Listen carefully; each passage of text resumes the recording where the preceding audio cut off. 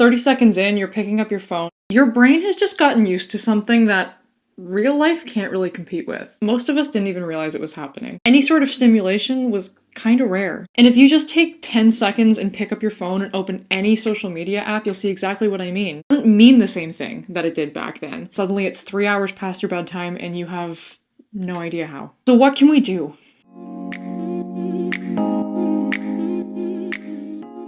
Have you guys noticed it's getting harder to focus?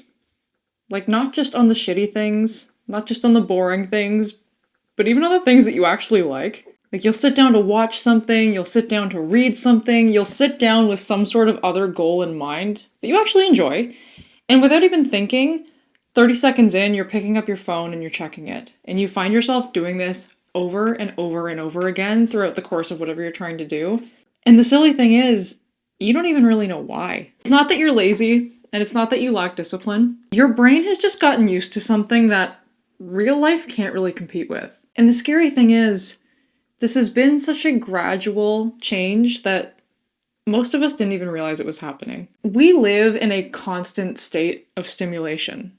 Constant noise, constant notifications, constant short-form content, scrolling for hours. And unfortunately, these activities aren't just benign things. Over time, it actually changes the way that your brain works. Your baseline for what you will accept as boredom and what you'll be willing to tolerate starts to shift. Your attention span starts to shrink. And your normal life that once really excited you starts to feel kind of underwhelming. In this episode, I want to break down exactly what the constant overstimulation is doing to your brain, why it's making it so hard for you to focus, and some ways that it's affecting your brain that you may not have thought about before. And the reason I want to talk about this is because once you know what's going on, it becomes a lot easier for you to take steps to do something about it, right? You can't address what you're not aware of. So what's actually going on here? To understand that, I think it's important to break apart what it is that your brain is actually getting used to and adapting its function based on a daily basis. And the important thing to remember here that I think sometimes gets missed is that your brain has not really changed. Your brain is still the brain that existed hundreds of years ago in a world that was much less stimulating than this. Your brain was initially hardwired to deal with an environment that is very different from our current environment. It was an environment where any sort of stimulation was kind of rare, right? You kind of saw a lot of the same things all the time, and there wasn't a lot of excitement. There wasn't anything to constantly hold your attention and constantly give you things to do. People had a lot more idle time back then. And part of the way that our brain functioned back then is that your brain evolved to pay attention to novelty. Because back then, paying attention to novelty was really useful, right? It could be a way to protect you if there was something new in your environment that was dangerous. It could be a way to help keep you fed if the novel thing you were looking for was food in a world where it was kind of scarce. So all of these things that create a little bit of excitement and create a little bit of novelty from your mundane day-to-day, back then was really useful for your survival, and so your brain has labeled it as very important and as something that you need to seek out on a repeated basis. And where this becomes problematic is because we no longer live in a world where novel stimuli is a rare occurrence, right? Novel stimuli is everywhere. And if you just take 10 seconds and pick up your phone and open any social media app, you'll see exactly what I mean. You can swipe your finger and every half a second, you're going to be looking at something novel and something stimulating, right? It's not hard to seek out the way that it was back then, and it doesn't mean the same thing that it did back then. Back then, finding novel things and coming across really stimulating things either was a pro for your survival or a pro for keeping you safe. Whereas nowadays, it's not really so much that, right? It's kind of just a pro for entertainment and stealing your attention. And so when we think about it this way, the fact that your brain is now inundated with constant stimuli and it's just overstimulated hour after hour, it has not evolved to catch up to that pace of stimulation and that pace of novelty. And so it's still operating on the same basis that it was back then, that stimuli and novelty is really important and it's something we have to seek out whenever possible. And so that drive to seek out novel things is still firing all the time despite the fact that you're constantly getting it. And when you understand that it's being exposed to way more stimulation than you were ever built to handle, it makes a lot of sense that it's really hard for us to focus. Because if your brain's job is to drive you to seek out novelty anytime it's available, it's always available, right? It's constantly available. Any second of any day, there is novelty available to you in some form. So that drive that you used to get hundreds of years ago to seek out something novel that maybe would have happened once a day when you wanted food, or if there was a rustle in the bushes, that is now firing every second. Every second there's something new, right? And so it's very hard to hold your attention on one thing when there's a million other potentially novel, potentially stimulating things that are also calling your attention. Where do you direct your focus? There's actually some research showing that the more time people spend scrolling on social media, the more it starts to affect the brain in areas that are responsible for impulse control and attention. And it makes sense that our impulse control and attention is getting hijacked by these apps, because that's exactly what they're designed to do, right? The entire intention behind a lot of content is to grab your attention, because if you can't grab the viewer's attention, people are not going to want to watch, and therefore that piece of content won't get the engagement that you're hoping for, right? And so it's a constant game of collecting as much attention as you can, right? That is the goal. That is everybody's goal when they're making content. And so all of this content is perfectly curated to make you impulsively click on it and make you give it your attention. So it makes a lot of sense that it's going to have a lasting impact on those functions. Scrolling through social media feels a little bit like playing a slot machine, right? You don't know exactly what you're going to get next, and so your brain gives you this little hint of dopamine to push you to keep going. And I want to make a clarification here, because I think a lot of us equate dopamine with being the pleasure chemical of the brain, and it's actually not exactly that. Dopamine is actually your motivation chemical. It is something that gets released when you are anticipating pleasure, when you are anticipating something rewarding. Dopamine gets released in that instance to motivate you to take action, right? So thinking back to hundreds of years ago, if you were walking around in the woods and you're starving and you're looking for food, and an animal that you can kill walks across the path ahead of you, you are anticipating the reward of getting food, so your brain releases dopamine to motivate you to go and hunt down the animal. Got it? So this is what's happening when you're scrolling on social media, is there's a little bit of anticipation when you're scrolling, right? You don't know what the next thing's going to be. You don't know what you're going to get. Is it going to be really exciting? Is it going to be something that I really love to watch? You have no idea what's coming. And so your brain says, hey, I want to know what's down there. I want to know what the next thing is. Here's a little bit of dopamine to motivate you to go and find that out. And so you're constantly responding to these repeated dopamine hits and scrolling, trying to feed that anticipation and feed that hunger for novelty and stimulation. And this is how you end up just scrolling mindlessly for hours and hours and hours, and suddenly you look up and you have no idea how you've wasted so much time on your phone. It's designed to make you do that. And kind of the second part to this as it relates to dopamine and scrolling on social media is the more you do that, the more you fall into that kind of scrolling dopamine cycle, the more you train your brain to want to do that more. So not only are you kind of stuck in this loop of doing it repeatedly during the session that you're in it, you're going to be more motivated to go back and do it again later, right? So this is, again, how it becomes a repeated pattern that you feel like you don't have a lot of control over, right? Even when you say to yourself, oh, I'm not going to spend so much time on my phone, or I'm not going to waste any time scrolling on social media, I'm not going to do this. And then you find yourself that evening sitting on the couch, scrolling on your phone, and suddenly it's 3 hours past your bedtime and you have no idea how that has happened. This is how. It's that dopamine cycle that is training your brain to seek that out at all costs, because it sees it as very important. And this is actually shown in scientific research that frequent engagement with social media actually changes the dopamine pathways in your brain. Your brain is adapting to fit this cycle of behavior. Because what's happening is when you get stuck in this cycle, you're scrolling constantly, you're anticipating the next thing and the next thing and the next thing, and you're getting all this dopamine, and then you stop doing it, and then your brain says, hey, there's more rewards there to be seen. I want to see more of that. And so it gives you more dopamine to go back and do it again. And when you keep doing it and you keep giving into this desire, what it does is it trains your brain about what is normal. right? Again, your brain is going to adapt to the circumstances. And so the more you do this, the more you tell your brain that this amount of stimulation is a normal amount of stimulation, right? This is how much novelty and stimulation and dopamine we should be getting all the time.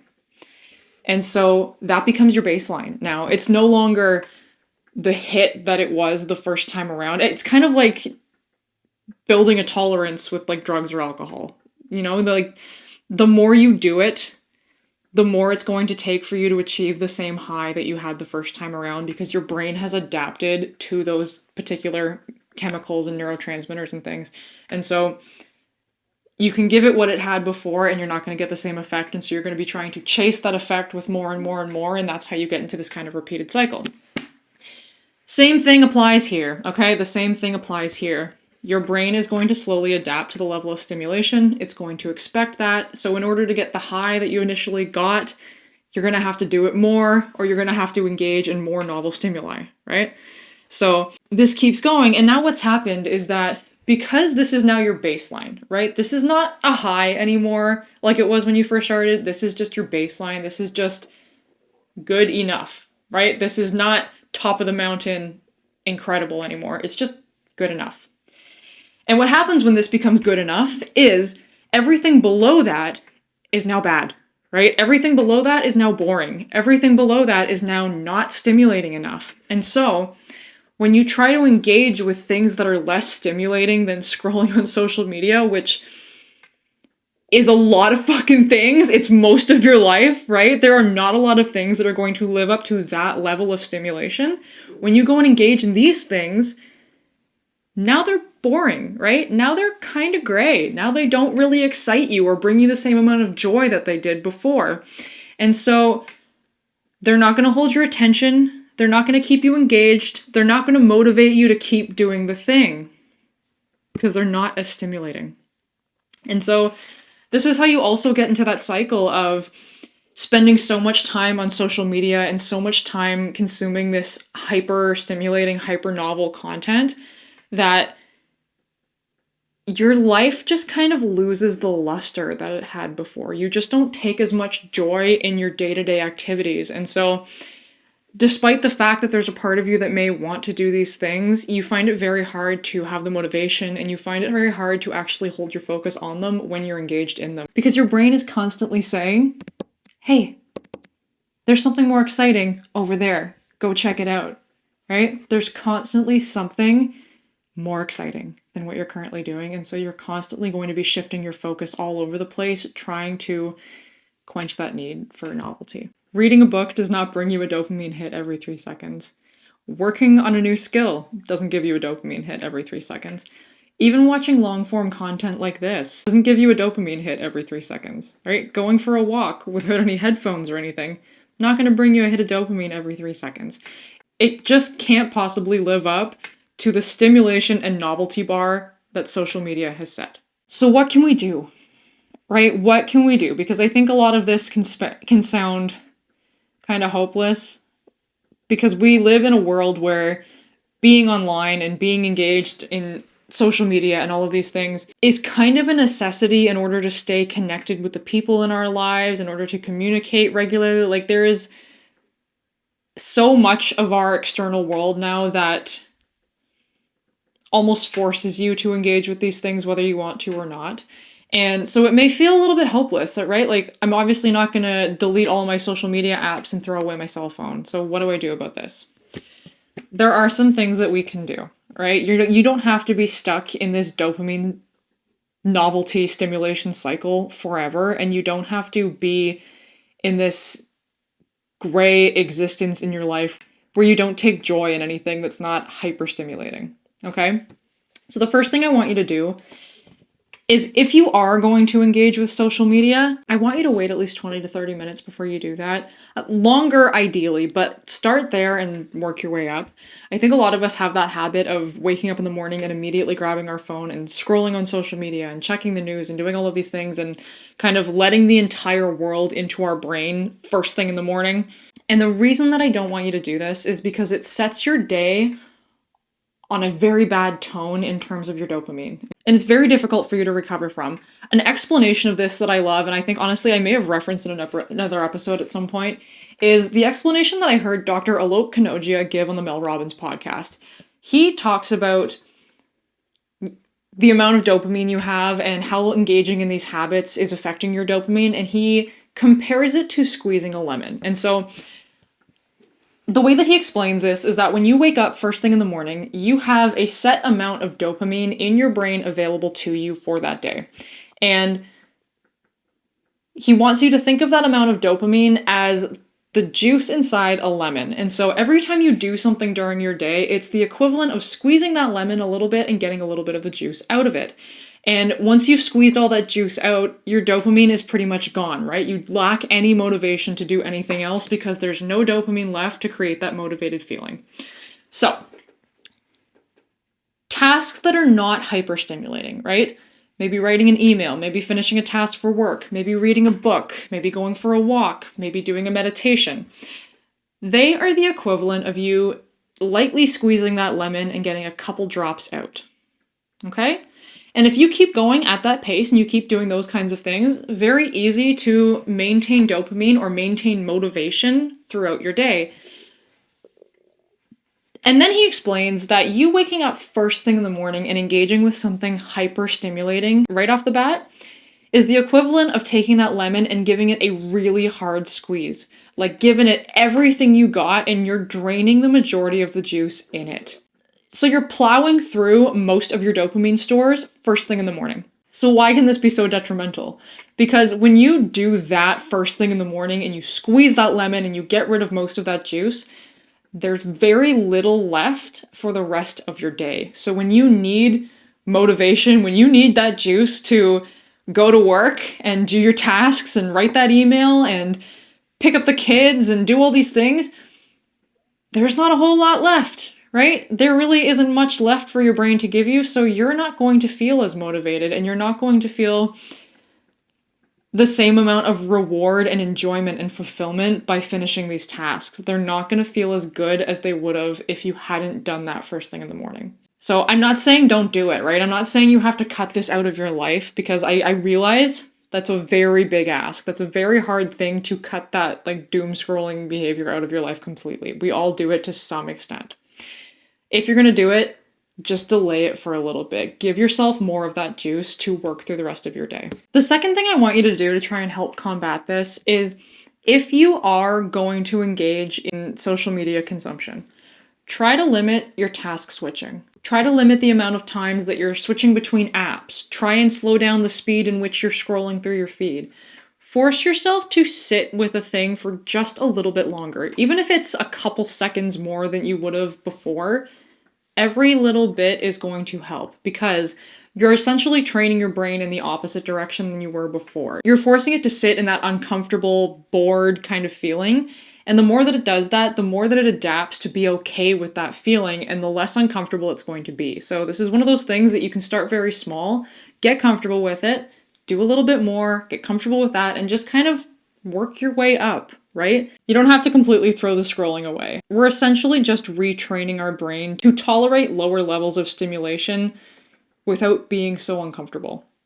Because that is kind of the crux of this, I guess, is the more stimulation you get used to, the more low stimulation things make you uncomfortable.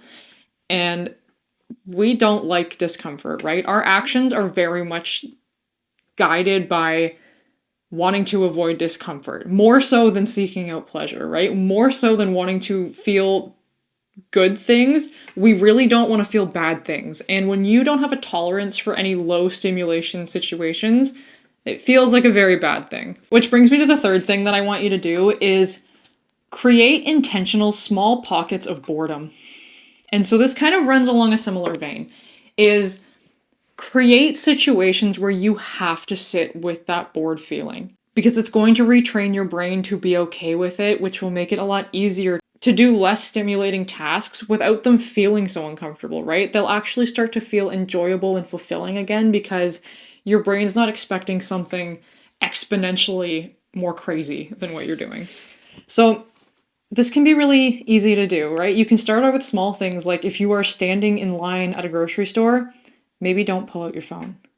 If you're sitting at a red light in your car, maybe don't pull out your phone.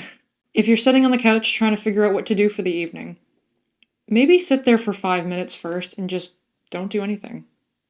Let your brain sit in it, right? It'll get a little bit easier to do. And again, just like the task switching thing with your phone, this is also something that you can start small with and work your way up. You don't have to do something crazy and sit in boredom for hours of your day. Just start with really small amounts and work your way up to a place that feels good for you. And I'm gonna give you a bonus fourth little one that I threw in as I was putting this episode together, because this is something that I actually started doing a while back for this exact reason, and I found it to be really helpful. So, not first thing when I wake up, I do wait about an hour before I do this, but there is part of my morning routine where I like to sit down with a coffee and kind of scroll on social media for a little while.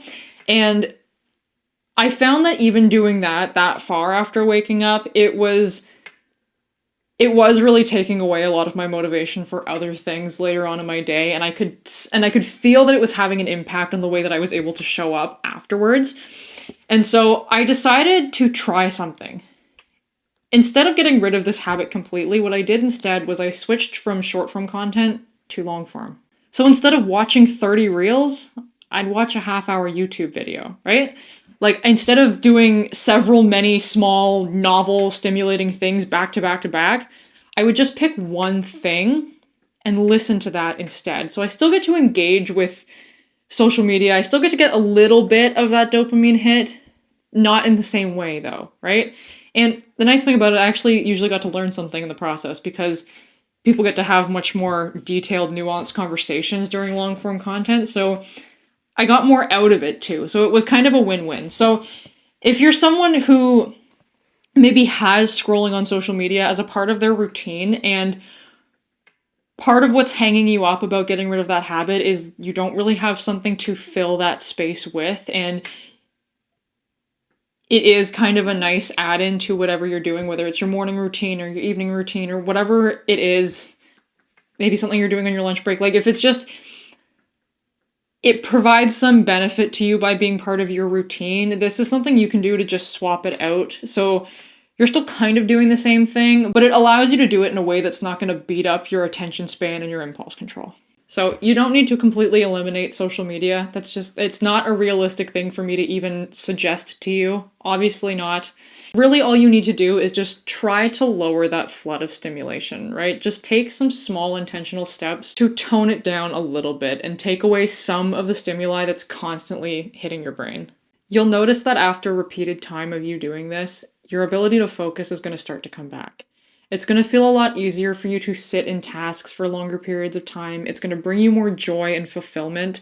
It's going to just be easier for you to engage with the rest of your life, because you're going to get more of that motivation and drive to do it back. So if that's you, if you feel like your ability to focus on things and your attention span has just been garbage lately, I hope that this gives you a little bit of clarity and direction for something that you can do about it, because it's not something that you just have to deal with, right? This is a manageable, fixable issue. So if you found this to be a useful reminder, feel free to share it with someone else that you know is struggling with the same thing, or save it and come back to it whenever you need the reminder.